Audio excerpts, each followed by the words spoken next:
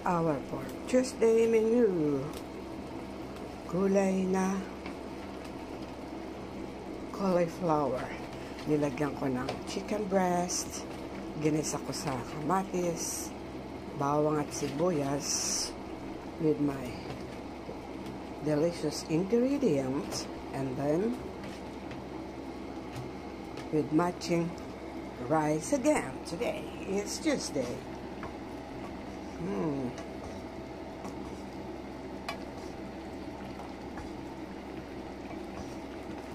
After 15 minutes, kukulawin na natin siya. Look guys, ito yung ano niya. Oh, ayan. Chicken breast natin ko sa stripes. Lalagyan natin siya mga, pag malambot-lambot na, lalagyan natin siya ng pampalapot. Okay, bye for now.